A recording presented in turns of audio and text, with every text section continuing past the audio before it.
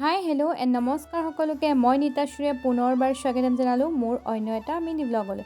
আৰু এইফালে ৰাস্তাটো দেখি নিশ্চয় সকলোৱে গম পাইছে, এই ৰাস্তাটো হৈছে গণেশ ঘাটৰ ওচৰত। আৰু এয়া হৈছে মোৰ লগৰী, যিটো আপোনালোকে মোৰ আগৰ ভিডিঅ'টো লগ পাইছে।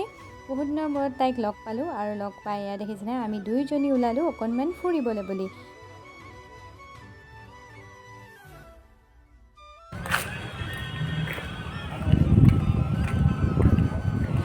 ভাত পালোঁ, কিমান ভাল কথা।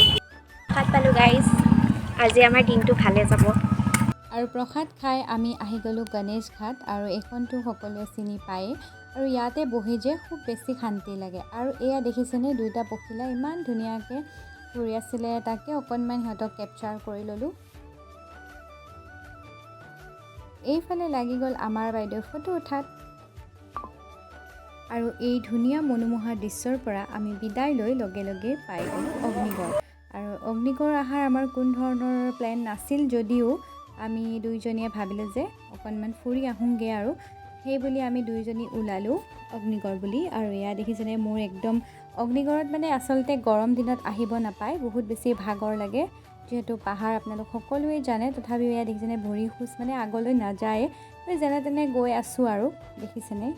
আৰু এইফালে তাইক দি দিলোঁ এটা ফুল ছিঙি, আৰু মোক ইগন'ৰ কৰক দেই গাইজ। যিহেতু ৰ'দটো খুব বেছি আছিলে সেয়ে আমাৰ অৱস্থা এনেকুৱা ধৰণৰ হৈ গ'ল। আৰু আমি আহিয়ে বহি গ'লোঁ, অকণমান ৰেষ্ট কৰি ল'লোঁ। তাৰপিছত আমি ফটো যিহেতু আহিছোঁ অগ্নিগড়, গতিকে আপোনালোককতো দেখাবই লাগিব তাৰ মনোমোহা দৃশ্য। আৰু এইফালে আপোনালোকক তাৰ মনোমোহা দৃশ্য দেখালোঁ। আৰু এয়া দেখিছেনে ওপৰত যাবলৈ খুব মন আছিলে, কিন্তু ইমান বেছি ৰ'দৰ কাৰণে আমি ওপৰলৈ নগ'লোঁ, যিহেতু খুব বেছি ভাগৰ লাগিছে। সেই গতিকে আপোনালোকক ইয়াৰ পৰাই অকণমান যিমানখিনি পাৰিছোঁ এইফালে আমাৰ বাইদেউৰ ডিমাণ্ড নুগুছে, তাইক মানে ফটো উঠাই থাকিব লাগে। আৰু এখন উঠালে তাইক ভাল নালাগে, আৰু এখন উঠাব লাগে।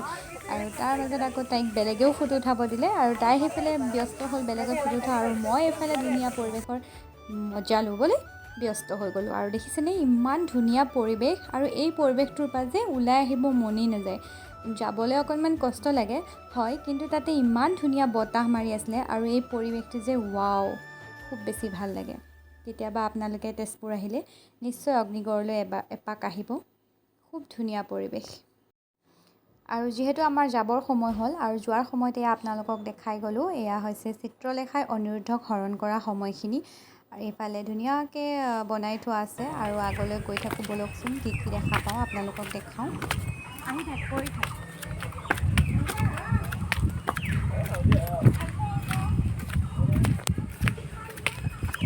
এয়া কি হয়, ঊষা অনিৰুদ্ধৰ বিবাহ।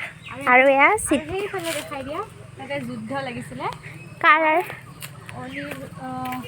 কৃষ্ণ আৰু নাগপাক বান। অনিৰুদ্ধৰ নাগপাক নাগেৰে বান্ধি থৈছিলে।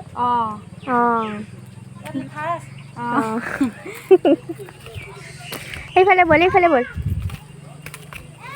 একেই কথা হ'ল। হৰৰ যুদ্ধ হৈছিলে হৰিহৰৰ, আমি যিটো দেখাব নোৱাৰিলোঁ গাইজ, কাৰণ আমাৰ এনাৰ্জি নাই গাইজ। এতিয়া আকৌ আৰু বহুত কাম আছে এই ফুলডাল চাওকচোন আমাৰ মেডামৰ। এই ফুলটো বৰ ধুনীয়া, কি ফুলো পিংক কালাৰ, গছ। কৃষ্ণচূড়া ফুলৰ নিচিনা, কিন্তু কালাৰটো পিংক, ইমান ধুনীয়া। আৰু সেইটো এটা মেণ্ডা খাই, আৰু সেইটো এটা বহুত বছৰৰ আগতে আহিছিলোঁ।